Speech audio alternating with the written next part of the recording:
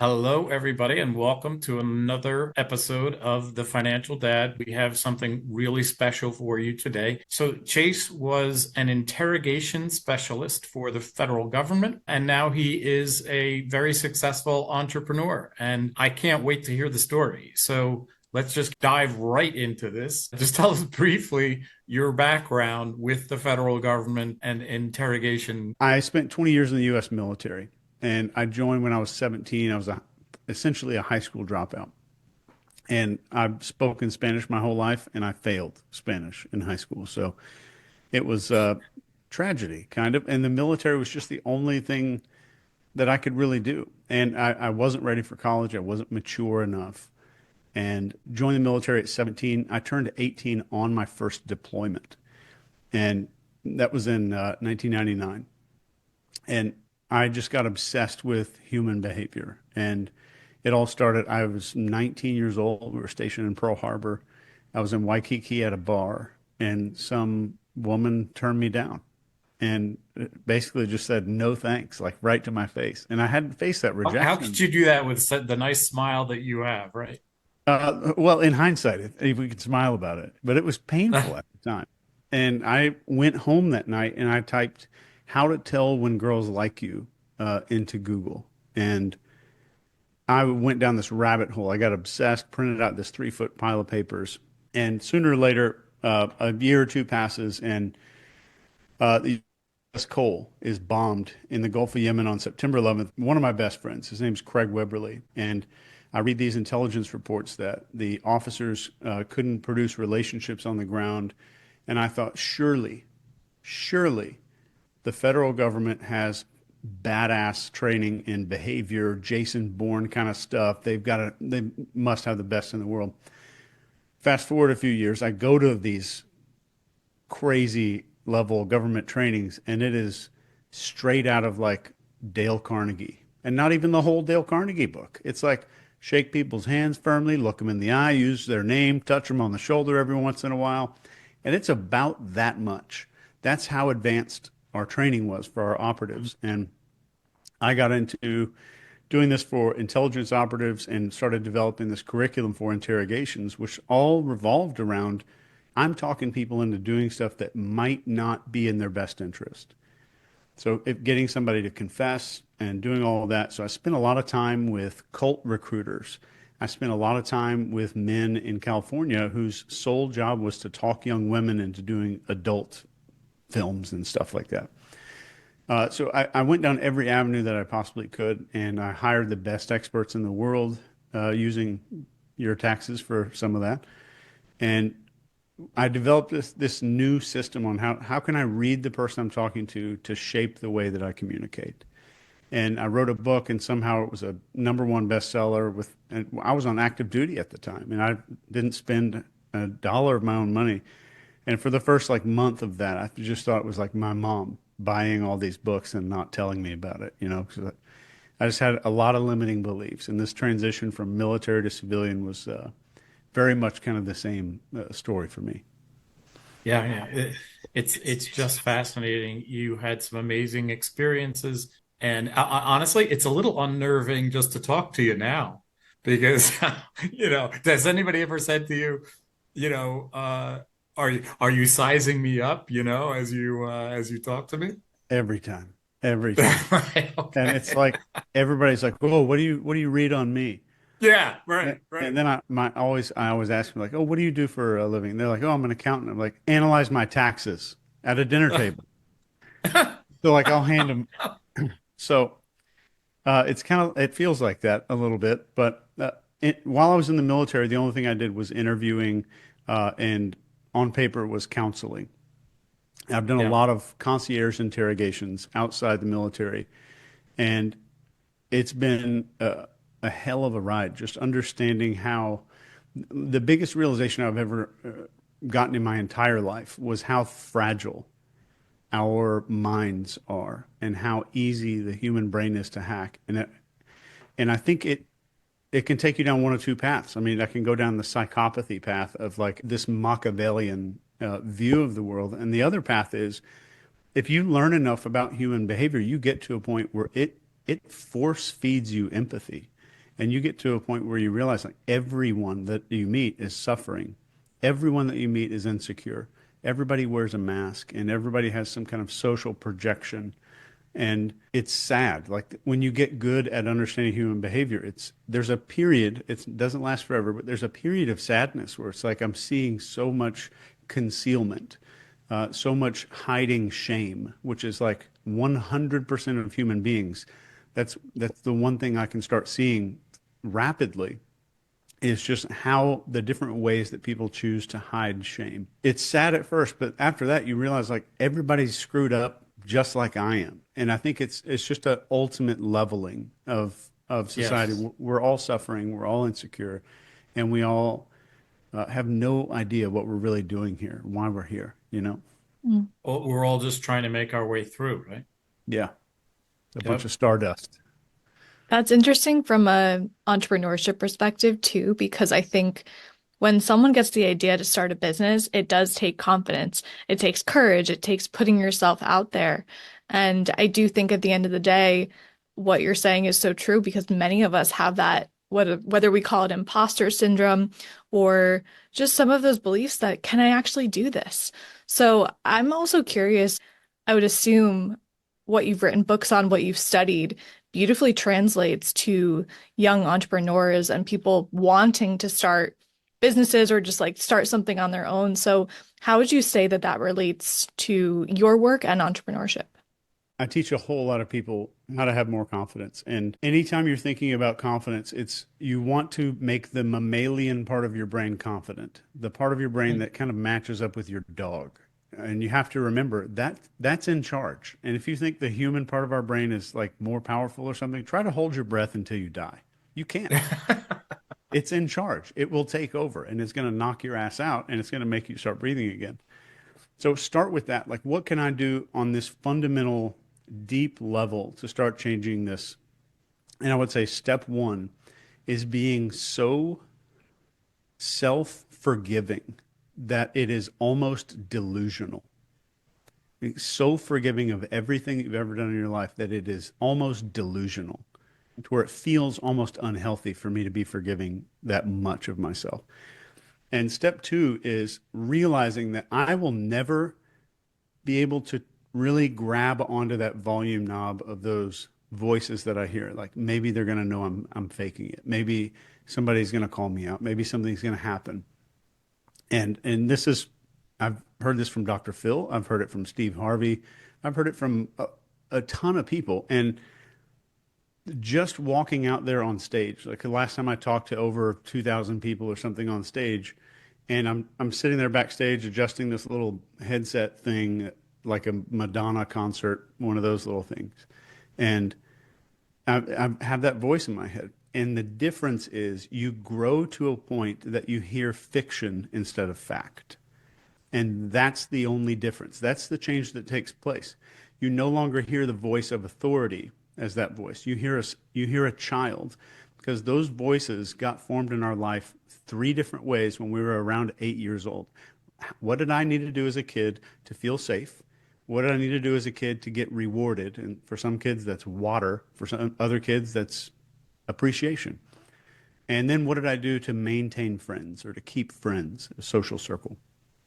So those voices are made out of that. And I think you grow as an entrepreneur to a point where you're hearing fiction, but you're also hearing the voice of a child. And you know that that voice is not there to bring you down. That child learned all those lessons to keep you safe. They're trying to help, but it is a child. It's a little tiny voice. You're still going to hear that voice. And it's like telling someone to forget Mary had a little, right? Hmm. And everyone's brain just completed that sentence, right? You can't Right. forget these things. So it's trying to get rid of it is like trying to delete memories from your head. It's very difficult. It's possible. I have a whole course on that too, but uh, changing that voice is very difficult.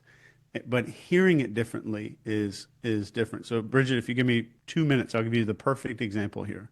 Let's say, Bridget, I'm coming to your house. I'm going to pick you up. We're going out to a lunch. So I pull up and I've been listening to an audiobook. And inside this audiobook, there's a completely fake BBC News broadcast about nuclear war breaking out. It's fake though, but there's a British woman there. Oh, headlines in the news today. Here's what's going on. As you're getting into the car, that broadcast starts coming on. And I say, hey, what's up? Shake your hand. We start driving. 60 seconds goes by and you are in full flight or fight mode.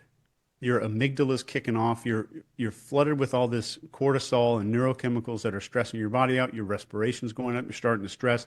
You're freaking out. And I'm smiling, enjoying the day, watching somebody jog by, slowing down for the stoplight, just enjoying the day. Both of us are hearing identical broadcasts. I hear fiction, and you might be hearing truth. So the trick is getting to that point where I understand that what I'm hearing, those little voices, are fictional. And that's the huge difference. We're hearing the same voice. You're hearing, for anybody out there that's starting a business, becoming an entrepreneur, that voice is always there. It's the same voice that Steve Jobs heard his whole life. It's the same voice that you hear in any other entrepreneur. I just did a podcast the day before yesterday called Diary of a CEO. And he has the same limiting beliefs. His name is Stephen Bartlett. The same limiting beliefs, but those little voices, let's not call them beliefs, those voices in his mind are fictional. And we talked about that a lot, but that's the biggest transition that I think anybody can make. It was the biggest one that I've ever made in my life. I was just very upset and kind of sad that it took me till I was like 32 to get to that place. That's a fascinating concept also because I'm someone who likes to be very aware of the sound I allow in my field, whether that is the information I consume, whether that's the conversations I have. And I'm a person who doesn't even watch scary movies because of that. But what I'm almost hearing from you is there's a next layer of all of this to be able to understand that what you see in a movie, it might be a horror movie, you don't need to allow that to be true.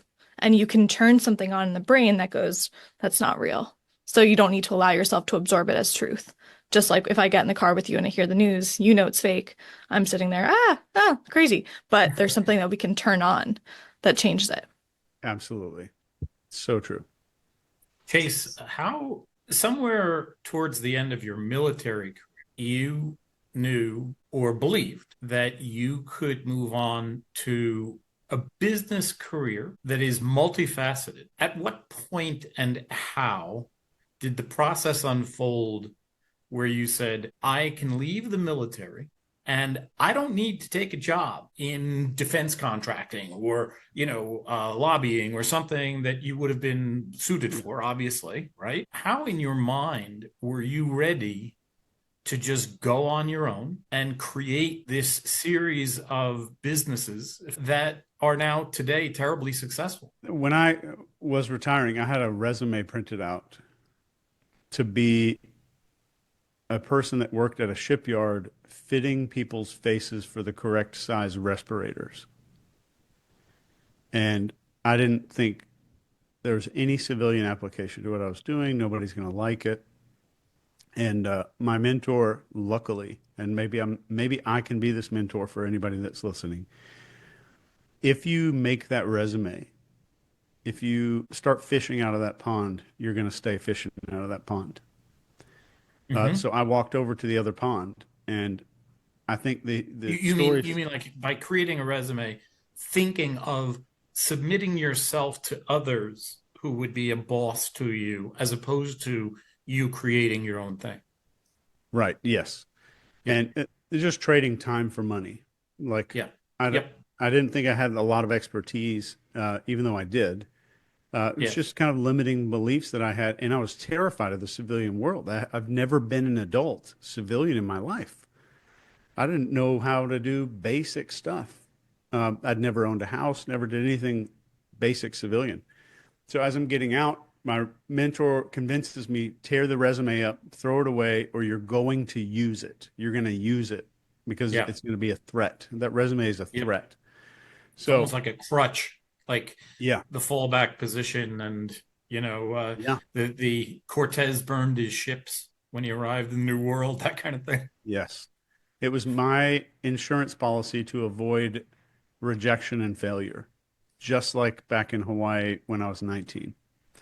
So He explained it that way. And then I threw my hat over the fence and I said, I'm going all in. And I asked my girlfriend at the time, are you okay with me potentially being homeless in a couple of months? But I'm going to make us some money. I just got to find out.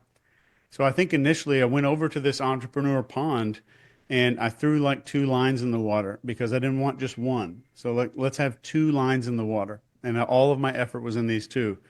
And then they weren't really doing much, so I put another line out and then another line. So the reason that all of these arms kind of exist was from that initial momentum start of where I'm just throwing as many lines in the water as I possibly can. And at the end of the day, if there's no bites on the one line, I'm going to reel that in and stop paying attention to it. And the ones that are getting the most, I'm just going to keep fishing those areas, maybe throw one extra line out and just kind of continue doing that. And I think the biggest mistake I've seen entrepreneurs make is thinking that the market is wrong. Hmm. And I think that is the biggest recipe for disaster. Like the market will never, ever, no matter how long we go into the future, the market is never going to be wrong. It's always right. So whatever what people seem to like, I just kept doing more of that, and I tried to innovate as fast as I could, and I subscribe all of my team with my company, my entire company. We have maybe 20 employees or so, but all of them are living under the mantra of done is better than perfect.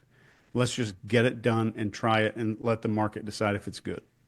Yeah, another way of saying it is don't let the perfect be the enemy of the good, right? Yeah, absolutely. Um, Tell us quickly the lines you have in the water now, because I find all of this fascinating, what you're doing. I wrote a fiction book kind of just for fun. Mostly I was a little tipsy one night and I watched a documentary about Hunter S. Thompson. And I was like, shit, I could be a writer. I could do this. Anybody So, could be a writer, right? yeah, which is the hardest thing I've ever done in my life, bar none. Yeah. And writing fiction is very different than writing a nonfiction. So I started writing this book and it comes out. Now it's getting picked up for a television series. We just wrapped episode one, I guess. Episode Congratulations. one plus trailer material, which was not even full scenes. And I got to be a bartender in the TV show, which is kind of cool. So Okay. after that, we published another book, fiction. I've got now two number one best-selling books in behavioral psychology and hypnosis somehow as a category. I don't know, maybe Amazon selects those categories. I'm not sure. So those books are running out, and I've got kind of this Amazon separate life. And then I have this main system that I'm teaching now, which is called NCI, which stands for Neuro-Cognitive Intelligence. So this is the system we teach to Psychological Operations Command, the Special Operations Units, all the governments that we train. We train Miami Police Department, Huntsville Police Department, whoever it is. They all learn this fragments of this NCI system that are applicable to them. And that is a whole encompassing thing by itself. The police training, then there's the government training side of it. Then there's like the rest of the world training, which I think is the most rewarding part because when I go to a police seminar, let's say I have 200 officers in the room, not one of them has paid $1 to be there. And the mindset when no one has invested and they were told to be there is so wildly different. Wildly Yeah. different. Yeah. No skin in the game. Yeah, even though I'm standing up there giving them, like, here's how to predict violence before it happens at a traffic stop. This might save your life. And they're like, oh, yeah, that's neat. Back there in the Hmm. back, putting a dip in and stuff. But then you get to the civilian world, everybody's highly invested because they are like, this is their livelihood. This is what's going to make them wealthy. This is what's going to make Yep. their business grow. So that's probably the coolest thing that I do. And I have a higher end program called Graduate School. And that's kind of a weekly coaching, one-on-one time with me, that kind of a thing that people join. And I've got psychiatrists, psychologists, two surgeons in there, a guy who owns a door-to-door solar company, solar power sales company, two guys who own BMW dealerships who didn't even know each other before. A deputy director of a gigantic government agency in charge of homeland stuff. And so it's just such a wide group of people because a lot of people don't realize that they think I'm in sales, I'm in recruiting, I'm in management. Like you're just in humans. All of that is just human beings. And this is such a universally applicable thing that it's it's tremendously rewarding because I had a teacher use her own money to join my VIP program, her own money, just so she could enrich kids' lives that are in her classroom. And Hmm. man, that feels good Wow. to have people in there like that. And this is like, you learn all the behavior profiling stuff, but you learn the extreme advanced persuasion stuff on in this area of my training. But on top of that, we have other things going on. We've got research projects. I'm on the board of directors of an AI company. Um, I'm on two AI company boards, and one of them is a artificial intelligence risk assessment system. It's proven 98.4% effective by Carnegie Mellon, the Department of Defense. All it does is call you on your cell phone and ask you yes or no questions, and it'll red flag you in less than a second. And it's language agnostic, so it doesn't even understand the words it's hearing. So it can work Yeah. in Farsi or Pashtun or Hindi or Arabic or Spanish, Chinese, Ukrainian, Russian, whatever. So I'm so excited about that. That's one of the cool projects that we're working on right now. But I think the downside to that is you you have to decide that I'm going to be mediocre at some things because I'm casting multiple lines into the water. I can't watch all of these bobbers at the same time. Yeah. And I would caution people against doing that. It was a huge mistake that I made at first. Unless you've got a team who can do all that for you. And the most rewarding thing I've ever done in my life is hire a CEO and fire myself because I am not a business person. And I think a lot of entrepreneurs, their instinct is, I need to hire someone to run the business. So what do we think as entrepreneurs? I need to hire an entrepreneur-minded person, which is not the way to go. You need to hire a business person, which is a different non-creative mindset than people like us. So that was a mistake I made. But then I found a business person, CEO, to run my company, and I've been able to go back to being an entrepreneur instead of an Excel spreadsheet uh, Yeah, guy. that's fascinating, Chase, because my next question for you was going to be, how did you find the transition from visionary to manager? And it sounds like you had the self-awareness to say, I'm far better as a visionary. I'm far better as the creator than I am as the manager of people, of an organization, of all the nuts and bolts that go into an operation. There's so many entrepreneurs, it's where a lot of things fail, where they don't have the ability to be a manager or a business person or to operate. Yeah, I think at the top of that my funnel, and anybody that's kind of I hate to use the word visionary describing myself, but I'll just go with that. Uh, Anybody that's a visionary, I think unplugging is the highest order of business that you can do. So I always viewed all of the things that came across my desk. Is this going to help me unplug? Then under that is lead, and under that is manage, and under that is completely delegate. Yeah. So do I need to lead this project? Do I need to manage this, or do I need to pass this off to somebody else? Maybe an Eisenhower matrix for Van Gogh type of people like me. Is a coach named Dan Sullivan who has a concept called unique genius. And the basic concept is you need to stay in your lane. What do you do that no one else can do, that you are uniquely gifted at doing, and hire people to do everything else? And really, you've just described that. Just a couple of weeks ago, I was talking to my wife. I'm standing in the room that's right over there, and I'm just kind of thinking about stuff. We live in the middle of nowhere, pretty much. The population of the city I live in is 2,200. I was talking to my wife, and I said, you know what? Why don't we start up a really cool restaurant? That's a really trendy restaurant. And she looked back at me, didn't miss a beat. She's like, How about we do behavior shit because it's effective? So that's exactly what you were talking about. And my wife knew it. She's above Yeah. me on that level. Yeah. Yeah. Awesome. Awesome. She's Okay. like, I'll be stay quiet. in your lane, Chase. Stay in your lane. Single pointed focus now. No, I think this is just a really, really interesting conversation. I'm sure looking back and thinking back to that 19-year-old who gets turned down, who then turns this into his life work.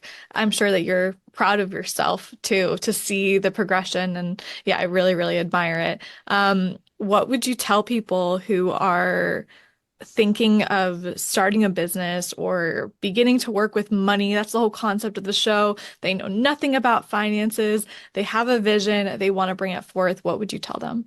Figure out a way to stay excited and keep yourself excited. Make a vision board that has 800 plus slides on it. Go to Best Buy, take out a loan if you have to, get a giant TV, buy a little tablet, a cheap ass tablet from Best Buy, duct tape it to the back of that TV and keep that on PowerPoint on repeat. Never turn that television off. Do everything you can to stay excited and be willing to sacrifice 16-hour days with 0 days off. That includes Christmas, that includes birthdays and all that. Be willing to do that if you're wanting to go all in and you're really wanting to do that. And then always have a time when you like schedule unplug a little bit, at least once a day, even if it's 15 minutes, even if it's 20 minutes, and definitely take care of your mitochondria. Take care of your cells in your body. And because the machine you are driving to make your business run also needs to run. So the better you can make your body run, the better, the more energy you're going to have, the more creative you're going to be, all of that. And finally, the last piece of advice I would ever say to anybody that's trying to start a business is if you're not passionate about it, you're probably going to get tired of it. And then it's going to be a lot easier to give up on. So do everything you can to find something that you're passionate about that you can get money for. And finally, the last thing is get your money psychology handled before you start this business because it can really run you into the ground. If you have huge discomfort asking for large sums of money, or if you have problems selling to people, that's a big, big deal.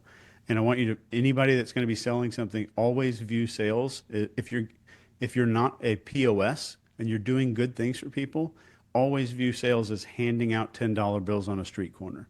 Anybody who doesn't take it, that's their problem. It's not yours. Love that. Oh. Oh, awesome. Chase, thank Thanks, man. you. Thank you. Thank you. We really appreciate you taking your valuable time to come on. And as I said, I find you just fascinating as a human being. And I know enough about you as a human being to know that beyond the acumen that you have in so many ways, you're also a beautiful, loving person. And we're so appreciative that you said yes to us for this. Thank you very, very much. Absolutely. My pleasure. Honor is mine.